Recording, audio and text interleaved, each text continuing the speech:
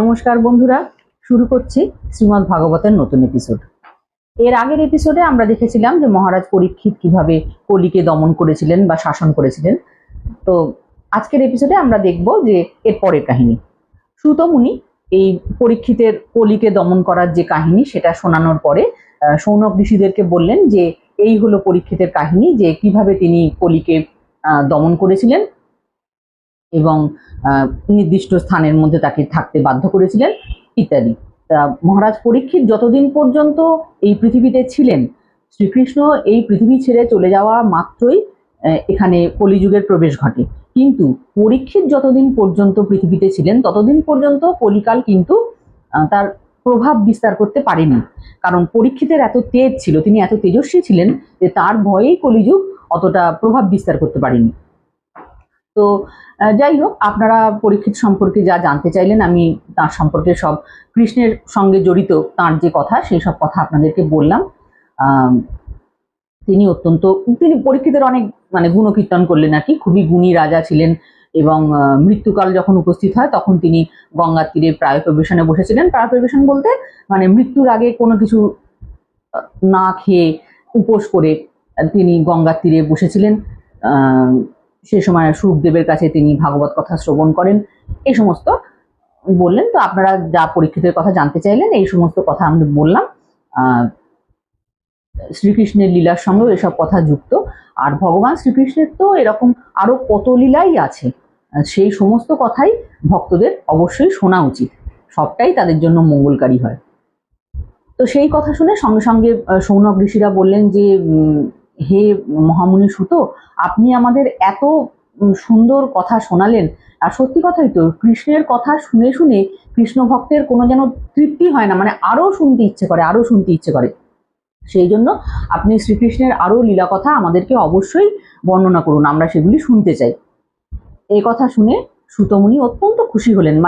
যারা ভগবানের ভক্ত তারা সবসময় ভগবানের আলোচনা করতেই তো ভালোবাসেন, তো কেউ শুনতে চাইছে কৃষ্ণের কথা, আর উনি তো বলতে পারলে খুশি হন। সেই জন্য উনি খুব খুশি হলেন, বললেন যে আমারও জীবন ধন্য হয়ে গেল, আপনাদের কাছে আমি এই এত পবিত্র কথা যে বলতে পারছি, এটাতে আমার নিজেরও ভীষণ ভালো লাগছে, আপনাদেরও কল্যাণ হচ্ছে, আমারও তার সঙ্গে কল্যাণ হচ্ছে। হ্যাঁ, তো এই সমস্ত কথা বলে এবার তিনি সরাসরি পরীক্ষিতের মৃত্যুর প্রসঙ্গে চলে এলেন আর কি। কি সেই ঘটনা না, একবার মহারাজ পরীক্ষিত মৃগয়া করতে বনে গিয়েছিলেন এবং সেখানে একটা হরিণের পেছনে ছুটতে ছুটতে তিনি একটু বনের ভেতর দিকে চলে গেছেন, গভীর বন। এবার সেখানে ঢুকে তার খুব জল তেষ্টা পেয়েছে আর কি। তো কোথাও কাছাকাছি জল দেখতে পাচ্ছেন না, জলাশয় নেই যে একটু জল পান করবেন। তো তিনি এদিক ওদিক দেখতে দেখতে দেখছেন যে একটা কুটির রয়েছে, সেখানে মনে হচ্ছে ভেতরে কেউ আছেন বোধহয়। তো মহারাজ সঙ্গে সঙ্গে সেই কুটিরের ভেতরে প্রবেশ করেছেন। প্রবেশ করে দেখছেন যে একজন সাধু, তিনি একদম চোখ বন্ধ করে ধ্যানস্থ হয়ে বসে রয়েছেন। এবং সেই যে ধ্যানস্থ হয়ে বসে রয়েছেন সেই সাধু কিন্তু একেবারে সম্পূর্ণ সমাধিতে চলে গেছেন আর কি। তার তখন আর বহির্জগতের কোনো হুঁশ নেই। এবার মহারাজ পরীক্ষিত যে গেছেন তিনি তো জানতেই পারেননি যে তার ঘরে স্বয়ং সেই হস্তিনাপুরের রাজা স্বয়ং তার ঘরে এসছেন, সেটা তিনি জানতেই পারেননি। তিনি ধ্যান করছেন আর রাজা তাকে বলছেন যে আমাকে একটু জল দিন, আমার ভীষণ তৃষ্ণা, আমি তৃষ্ণার্ত, আমার ভীষণ জল তেষ্টা পেয়েছে, আপনি আমাকে একটু জল দিন। কিন্তু মুনি কোনো উত্তর করছেন না। এতে রাজার একটু রাগ হয়ে গেছে যে হ্যাঁ, আমি কিনা এইখানকার রাজা, আমি কিনা এত একজন সম্মানীয় ব্যক্তি, আর আমাকে উনি একটু সম্মান পর্যন্ত করতে পারছেন না। উনি হতে পারেন উনি সাধু মহাত্মা, উনি ভগবানের ধ্যান করেন, হ্যাঁ সেসব ঠিক আছে, পুণ্যাত্মা ব্যক্তি, কিন্তু তাই বলে আমাকে তিনি একটু সম্মান প্রদর্শন করবেন না? আমি দেশের রাজা, আমি নিজে এসেছি, জল চাইছি, জল দেবার তো নামই নেই, এমনকি আমাকে একটু সাদর সম্ভাষণ করা, একটু আসুন বসুন বলা, একটা আসন পেতে দেওয়া, এইটুকু পর্যন্ত তিনি করছেন না। তো এতে মহারাজের ভীষণ রাগ হয়ে গেল। তিনি তখন কি করলেন, তার ওই ধনুর্বাণ সঙ্গে ছিল, তিনি তো মৃগয়া করতেই বেরিয়েছিলেন, সেই ধনুকের আগায় একটা মরা সাপ পড়েছিল একটু দূরে, সেই মরা সাপটাকে তুলে এনে ওই সাধুর গলায় একদম জড়িয়ে দিলেন। জড়িয়ে দিয়ে সেখান থেকে চলে গেলেন। এইবার তিনি চলে গেছেন, সাধু এটাও জানেন না, তাকে যে সেখানে এসে রাজা তার কাছে জল চেয়েছেন, রাগ করে গলায় মরা সাপ জড়িয়ে দিয়ে চলে গেছেন, সাধু কিচ্ছু জানেন না। তিনি তার মতন সমাধিতে রয়েছেন, ধ্যান করছেন। তো সেই সাধু বা সেই ঋষির নাম ছিল শমিক শমিক ঋষি বা শমিক মুনি। তো সেই শমিক মুনির পুত্র, তার বেশি বয়স নয়, সে ওই বনের মধ্যেই অন্যান্য ঋষি বালকদের সঙ্গে খেলাধুলো করছিল। তাকে কেউ এসে খবর দিল যে এরকম ঘটনা ঘটেছে, তোমার বাবাকে মহারাজ এসে একটা মরা সাপ গলার মধ্যে জড়িয়ে দিয়ে গেছে। সে তো ছেলে মানুষ, তার শুনেই রাগ হয়ে গেছে। ছেলে মানুষ হলে হবে কি, তার সে যেহেতু মানে একজন ঋষি পুত্র, সে তো নিয়মিত সাধন ভজন করে, তার কিন্তু যথেষ্ট ব্রহ্ম তেজ। সে বলল যে হ্যাঁ, দেশের রাজা বলে সে আমার বাবাকে এইভাবে অপমান করবে? আর সাধু সন্ত ব্রাহ্মণ এনারা তো রাজাদের কাছে পুজো পেয়ে আসেন, হ্যাঁ, রাজারা এদেরকে পুজো করেন। আর সেই ব্রাহ্মণকে, মানে যিনি সকলের কাছে পূজ্য, তাকে কিনা মহারাজ এসে তার এতই অহংকার যে তিনি ওইভাবে অপমান করেছেন, একটা মরা সাপ জড়িয়ে দিয়ে গেছেন। ঠিক আছে, তাহলে আমি তাকে এবার অভিশাপ দিচ্ছি, তার তো ব্রহ্মতেজ প্রচন্ড। আমি তাকে অভিশাপ দিচ্ছি যে আজ থেকে 7 দিন পরে তক্ষক সাপের দংশনে ওই রাজার মৃত্যু হবে। ওই যে সাপ তিনি জড়িয়ে দিয়ে গেছেন, ওই ওনারও সাপের কামড়ের মৃত্যু হবে তক্ষক সাপের দংশনে। এই বলে তারপর তো সে ছুটে নিজের ঘরে চলে এসেছে, মানে কুটিরে চলে এসেছে। এসে দেখছে বাবার গলায় সত্যি সত্যি ওইভাবে সাপটা জড়ানো। আর সেই দেখে সে রাগে দুঃখে প্রচন্ড মানে চিৎকার করে কাঁদছে। সেই কান্নাতে, অত জোরে জোরে কাঁদছে তো বাচ্চা ছেলে, সেই কান্নাতে ঋষির ধ্যান ভঙ্গ হয়ে গেছে। তিনি আস্তে আস্তে চোখ খুলেছেন, খুলে দেখছেন যে ছেলে ভীষণ কাঁদছে। তিনি বলছেন যে কি ব্যাপার, তুমি এরকম কান্নাকাটি করছো? তোমাকে কেউ কিছু বলেছে? কোনোভাবে কষ্ট পেয়েছো? বলতে তখন বাচ্চাটি ওই কথা বলছে যে হ্যাঁ, আপনাকে এইভাবে অপমান করেছে। তখন শমিক ঋষি নিজের দিকে তাকিয়ে দিয়েছেন, হ্যাঁ সত্যি তো একটা গলায় মরা সাপ জড়ানো আছে। সঙ্গে সঙ্গে তিনি সাপটাকে নিয়ে দূরে ছুঁড়ে ফেলে দিয়েছেন। কিন্তু তিনি ছেলের যে কাজ সেটাকে সমর্থন করতে পারলেন না। তিনি বললেন, তুমি খুব খারাপ কাজ করেছো, তুমি খুব অন্যায় কাজ করেছো। দেশের রাজাকে তুমি অভিশাপ দিয়েছো, এমন একজন রাজা যার ছত্রছায়ায় আছি বলেই আমরা কিন্তু নিশ্চিন্তে এই আমাদের যজ্ঞ পুজো পাঠ এ সমস্ত করতে পারি। তিনি অত্যন্ত ধার্মিক রাজা। আজকে তিনি একটা মানে তৃষ্ণার্ত হয়ে এখানে এসেছিলেন, জল চেয়েছেন, পাননি, তার সে সময় একটা রাগ হয়ে গেছে, এটা হতে পারে। তিনি এত ক্লান্ত হয়ে এসেছিলেন, সেই সময় তিনি তো তার মধ্যে ছিলেন না, তার ওটা একটা ঝোঁকের বশে তিনি করে ফেলেছেন। আর সত্যি তো আমি শুনতে পাইনি, তিনি বুঝবেন কি করে যে আমি ধ্যানে তখন একদম সমাধির মধ্যে চলে গেছি? তিনি তো বুঝতে পারেনি। তিনি ভেবেছেন যে আমি হয়তো ইচ্ছে করেই তার ডাকে সাড়া দিচ্ছি না, তিনি হয়তো আমাকে ডেকেছেন, আমি সাড়া দিইনি। তো এটাতে তার অপমান লেগেছে বলে করেছেন। তুমি এটা কাজটা একদম ঠিক করো। তিনি অত্যন্ত মানে পুণ্যবান রাজা আর অত্যন্ত পরাক্রমী রাজা। তিনি মানে এই দেশটাকে এত ভালোভাবে চালনা করছেন, হ্যাঁ, সকলকে এত সুখে শান্তিতে রেখেছেন, সকলে তার জন্য নির্ভয়ে নিজের মতন থাকতে পারে। তো তাকে তুমি অভিশাপ দিয়ে একদম ভালো করলে না। এই কথা বলতে তখন ছেলেটির তো একটু অনুতাপ হলো, সত্যি সত্যি তাহলে তো এটা করা উচিত হয়নি। সেও বাচ্চা ছেলে, ঝোঁকের মাথায় করে ফেলেছে। যাই হোক, কি আর করা যাবে। সঙ্গে সঙ্গে মহারাজের কাছে খবর পাঠিয়ে দেওয়া হলো যাতে তিনি অন্তত একটু সাবধান হয়ে যান, কারণ যে কাজটা হয়ে গেছে এবার ব্রাহ্মণ বালকের অভিশাপ, সে তো ফলবেই। তো তাকে একটু সাবধান করে দেওয়া যে আপনি আর 7 দিনের বেশি নেই। সেটা জানতে পারলে তিনি অন্তত তার যে কাজগুলো করে নেওয়া অবশ্যই দরকার সেগুলো করে নিতে পারবেন এই 7 দিনের মধ্যে। সেই ভেবে তাকে খবর পাঠিয়ে দেওয়া হলো। এখন পরীক্ষিত যখন নিজের রাজপ্রাসাদে ফিরে গেলেন, তখন তিনি অত্যন্ত অনুতপ্ত হলেন যে ছি ছি, এ আমি কি করে ফেললাম? আমি আমার মানে রাজা হওয়ার অহংকারে আমি একজন ব্রাহ্মণকে এভাবে অপমান করলাম। আচ্ছা, এইখানে একটা অন্য একটা গল্প আছে, সেটা ভাগবতে নেই, তবে সম্ভবত মহাভারতেই পড়েছি বা অন্য কোথাও শুনেছি, এখন মনে পড়ছে না। কিন্তু যেটা আমি শুনেছিলাম যে ওই যে কলিকে মহারাজ একটা স্থান দিয়েছিলেন সোনার মধ্যে। কোন সোনা? না, যে সোনা অনীতি বা দুর্নীতির দ্বারা আহরণ করা হচ্ছে। তো সেদিন মৃগয়ায় যাবার আগে ওই মহারাজ পরীক্ষিত ওই যে কুরুক্ষেত্র যুদ্ধে যে সমস্ত রাজারা পরাজিত হয়েছিলেন তাদের সমস্ত ওই মুকুট, তরোয়াল, তীর, ধনু ইত্যাদি সমস্ত কিছু তো একটা সিন্দুকের মধ্যে রাখা ছিল। ওই সিন্দুকটা খুলে তিনি সেদিন নাড়াচাড়া করে দেখছিলেন যে কি আছে না আছে। দেখতে দেখতে একটা সোনার মুকুট তার খুব পছন্দ হয়, খুব সুন্দর মুকুট। কিন্তু সেই মুকুটটা ছিল জরাসন্ধের। এখন জরাসন্ধ অত্যন্ত পাপী ছিল আর কি। সে একজন বড় রাজা ছিল, সে প্রচুর রাজাদের অত্যাচার করে নিজের কাছে বন্দি করে রেখেছিল এবং সেই রাজাদের সমস্ত ধন সম্পদ কেড়ে নিয়েছিল। তার মানে তার যে ধন সম্পদ তার কাছে যেটা ছিল সেটা সবই দুর্নীতি দ্বারা প্রাপ্ত। তো সেই জরাসন্ধের যে সোনার মুকুট, সেইটাই সেদিন মৃগয়া যাবার আগে পরীক্ষিতের পছন্দ হয়ে গিয়েছিল। তিনি ভাবলেন যে আজকে এই মুকুটটা পরে এতে যাই, মৃগয়াতে যাই। তো সেই মুকুটটা যেই মাথায় পড়লেন, ওই যে দুর্নীতির মাধ্যমে যে সোনা প্রাপ্ত হয়েছে তার মধ্যে কলি বাস করবে, ওই সোনাতে কলি ছিল এবং কলি মহারাজ পরীক্ষিতের মাথায় তখন ভর করলো। সেই কারণেই এত ধর্মপ্রাণ রাজাও মানে ধর্মভ্রষ্ট হয়ে গেলেন। কিছুক্ষণের জন্য তার মানে দিকবিদিক জ্ঞান থাকলো না। তিনি গিয়ে একজন ব্রাহ্মণকে মানে এমন চূড়ান্ত অপমান করে এলেন যেটা তার সঙ্গে একদম মানানসই নয়। তিনি একদমই এরকম ব্যক্তি নন। তিনি ভীষণ সম্মান করেন ব্রাহ্মণদেরকে, সাধু সন্তকে, ঋষি মুনিদের ভীষণ সম্মান করেন, পুজো করেন তাদের। তিনি কিনা গিয়ে তাকে এরম ভাবে একটা মরা সাপ জড়িয়ে দিয়ে এলেন। ওই কলি তার মাথায় ভর করেছিল। আবার যখন বাড়িতে এসে মুকুটটা খুলে রেখে দিয়েছেন, তখন আর কলির প্রভাব নেই। কলি তো কোথাও প্রভাব বিস্তার করতে পারছিল না পরীক্ষিতের দাপটের জন্য।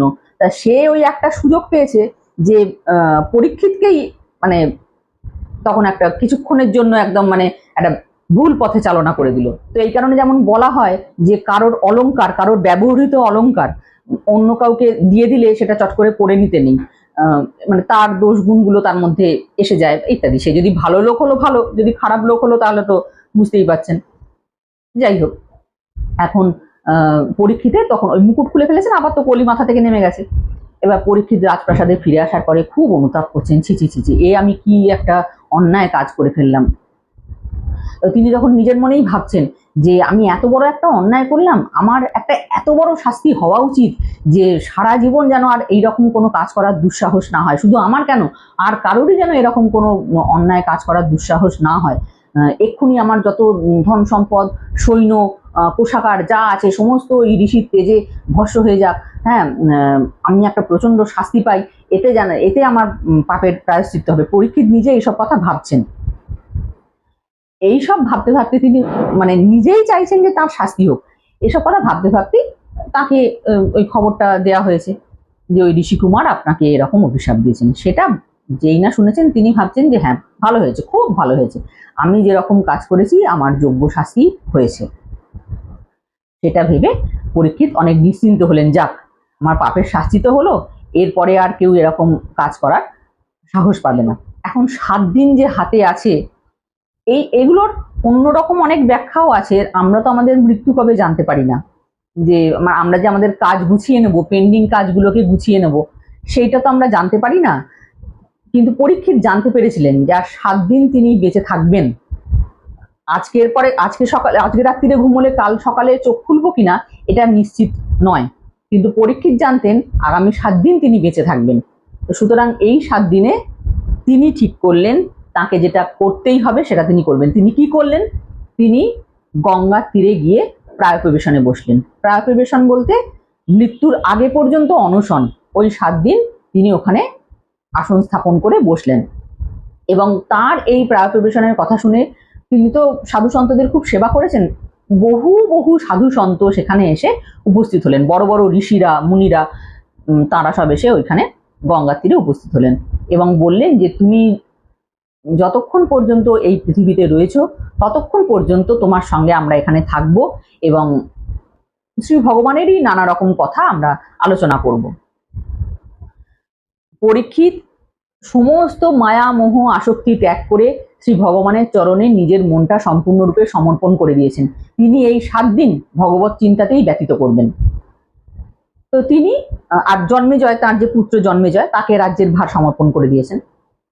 তিনি সেই সমস্ত উপস্থিত সাধু সন্তদের বললেন যে হে মহর্ষিগণ, আপনারা এখানে এসেছেন, আমার অত্যন্ত সৌভাগ্য যে মৃত্যুর পূর্বে আমি এতজন সাধুকে, এতজন ঋষিকে আমার সামনে উপস্থিত দেখছি এবং তাদের সঙ্গ লাভ করছি, মানে দুর্লভ সৎসঙ্গ লাভ করছি।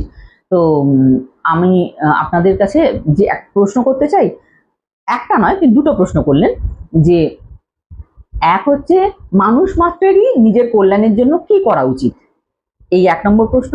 আর 2 নম্বর প্রশ্ন হচ্ছে মৃত্যু পথযাত্রী যে মানুষ, যার কিছুদিনের মধ্যেই যার মৃত্যু হবে, হ্যাঁ, তার কি কাজ করা অবশ্যই উচিত। এই দুটো জানতে পারলেন, এক মানুষ মাত্রেরই কি করা উচিত এটা সবসময়ের জন্য, আর 2 হচ্ছে যার মৃত্যু আসন্ন তার কি করা উচিত, কি কর্তব্য। এই দুটো প্রশ্ন তিনি করলেন। তো এই সময়তেই সেখানে মহর্ষি সুখদেব তিনি এসে উপস্থিত হলেন। সুখদেব মানে ব্যাসদেবের পুত্র। এই শ্রীমদ্ ভাগবত ব্যাসদেবেরই রচনা, সেই সব গল্প আগে আমাদের হয়েছে, এবং তিনি প্রথম এই ভাগবত সুখদেবকেই পাঠ করিয়েছিলেন। তো সুখদেব সেখানে এসে উপস্থিত হলেন, এবং সুখদেব তো নিজেকে মানে গোপন রাখতেন, সেই পাগলের মতন থাকতেন, লোকে দেখে বুঝতেই পারতো না যে একজন এত বড় মহর্ষি, এত মানে বিদ্বান পণ্ডিত, তিনি যে রাস্তা দিয়ে যাচ্ছেন এটা দেখে কেউ বুঝতে পারতো না। তিনি একটা সেই পাগলের মতন রাস্তা দিয়ে হেঁটে যেতেন, আর ওই বাচ্চা বাচ্চা ছেলেরা সেই ইট ছুঁড়ে মারতো, পেছনে খেপাতে খেপাতে যেত, যেমন হয় না পাগল দেখে লোকে যেমন খেপায়, হ্যাঁ, মেয়েরা দেখে হাসাহাসি করতো, এইরকম। তো সেখানে সুখদেব ঢুকছেন, আর ওইসব ওই একপাল ছেলেপুলে কিছু মহিলা সব ওই হাসাহাসি করতে করতে ইট ছুটে ছুটে তাকে নানা রকম মানে যেমন লোকে করে আর কি, নানান কটু কথা বলছে, এরকম করতে করতে ওনার সঙ্গে সঙ্গে অতগুলো সব লোক ঢুকছে। কিন্তু সুখদেব যেই সেখানে প্রবেশ করলেন, পরীক্ষিত তো চিনতে পারলেনই, তিনি সঙ্গে সঙ্গে আসন ছেড়ে উঠে সুখদেবকে প্রণাম করলেন, তাকে একটা আসন দিয়ে সেখানে বসে দিলেন। সমস্ত ঋষিরা তারাও চিনতে পেরেছেন সুখদেবকে, তারা সকলে উঠে দাঁড়িয়ে তাকে সম্মান প্রদর্শন করছেন। এটা দেখে আবার ওই যে ছেলে পাল পেছন পেছন ওই নানা কথা বলতে বলতে আসছিল, হাততালি দিয়ে মজা করতে করতে আসছিল, ইট ছুটছিল, আর যেসব মহিলারা হাসাহাসি করছিল তারা একটু এবার মানে ঘাবড়ে গেছে যে বাবা তাহলে তো এ খুব মানে বড়সড় কেউ হবে, এত রাজা নিজে উঠে দাঁড়িয়েছেন, এতজন মুনি ঋষি সব উঠে দাঁড়িয়েছেন, তার মানে এ তো নিশ্চয়ই বিরাট বড় কেউ হবে, আমরা খুব ভুল করে ফেলেছি। তারা ওখান থেকে আস্তে আস্তে চলে গেল আর কি।